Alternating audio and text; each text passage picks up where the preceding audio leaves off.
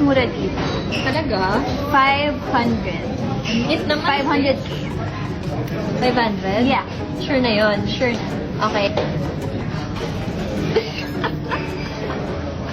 Tililing. Ang dami naming natira, guys. Guess the bill. Hindi na natin naubos. So, what's your guess?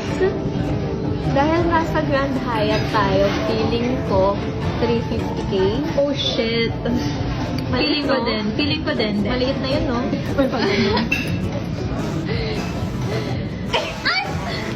Kasama, no?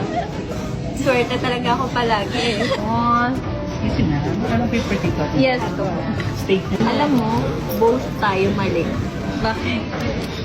Ang liit ng mahula natin eh. 759,000. Shit.